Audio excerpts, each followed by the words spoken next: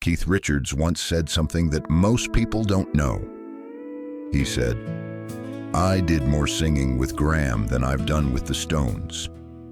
Think about that for a second. The Rolling Stones, Mick Jagger, 50 years of rock and roll.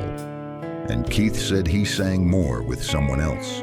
That someone was Gram Parsons, a musician you've probably never heard of. In this video, I'm going to tell you exactly what happened between them, what Gram gave Keith, what Keith took from it, and why one of the greatest albums in rock history sounds the way it does because of a man who died at 26 in a motel room. Stay with me, because this one goes somewhere you won't expect. The first time Keith Richards met Gram Parsons was in London in 1968. The Byrds were playing a club called Blazes. Keith went to see them. He knew the Byrds from Mr. Tambourine Man, folk rock, jangly guitar, Bob Dylan songs. But that night, something was different.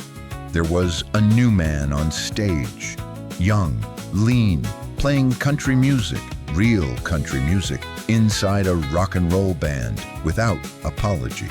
Keith went backstage. He later said, "I could see this was a radical turn. They talked all night, and then the Byrds announced they were going to South Africa. Gram refused. He cited his opposition to apartheid. On the spot, right there, he had nowhere to stay. So Keith said, 'Come stay with me.' That was the beginning." Here's what most people don't understand about Keith Richards and country music. Keith already liked country music before he met Gram. The Stones had toured Texas. He'd heard George Jones. He knew what it was.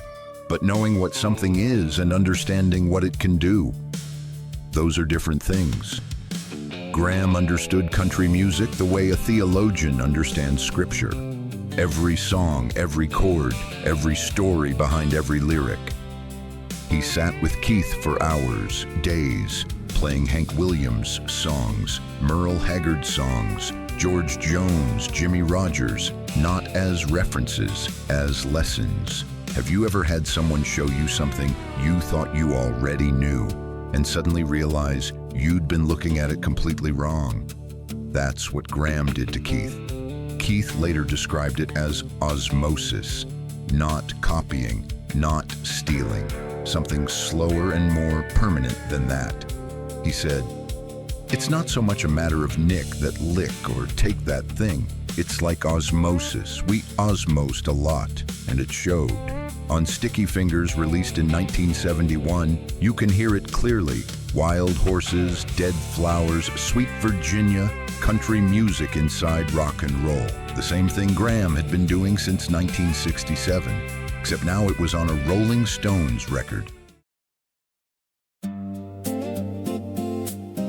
In the summer of 1971, the Rolling Stones left England to avoid taxes and set up in a villa in the south of France. The villa was called Nellcote. It was enormous. Keith lived there with Anita Pallenberg and their son. The band recorded in the basement. Upstairs was a permanent party. Gram Parsons was there for most of it. He moved himself in. He paid his own way, which apparently was the main qualification for staying. He lived upstairs while the Stones made history downstairs. Every evening, he and Keith would sit at the piano or with guitars and sing. Hank Williams, Merle Haggard, old songs, country songs, the music Gram loved most. The engineer on Exile, Andy Johns, later said, "Gram was there nearly all the time. He was a very nice, pleasant, true fellow." Here's something worth asking. Gram was one of the greatest country musicians alive. In 1971, the Stones were downstairs making a record. Why didn't anyone invite him to play on it? Keith addressed this directly years later. He said Gram was shy, that he would come downstairs and listen for a bit, then disappear back upstairs. that nobody said, "Hey, Gram, come down, we need you." Nobody said it, so he didn't come down. And yet, the album they made in that basement, Exile on Main Street, carries his fingerprints on every country-inflected track. Sweet Virginia, Torn and Frayed, Stop Breaking Down. One writer later said, "Exile did more than embrace Gram's cosmic American music. Exile proved it existed."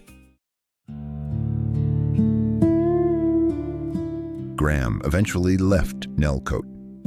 Anita Pallenberg asked him to go. He had overstayed what anyone would call a welcome. He went back to Los Angeles. He made 2 solo albums, GP and Grievous Angel, some of the greatest country music ever recorded. Keith never produced those records. That drunken conversation at Nellcote about Keith producing a Gram Parsons album for Rolling Stones Records, it never happened. In September 1973, Gram died in the Joshua Tree Inn. He was 26 years old. Keith heard the news and went quiet. He has spoken about Gram in interviews for 50 years since, always with the same tone. The tone of someone who knew they were in the presence of something extraordinary and didn't quite say so in time. If this story moved you, and I think it did, hit the like button. It helps more people find these stories. And subscribe, because there are more of them, and not one of them ordinary. One last question. Keith Richards said he did more singing with Gram than with the Stones. What does that tell you about what the Rolling Stones were and what they could have been? Leave your answer in the comments. I read every one.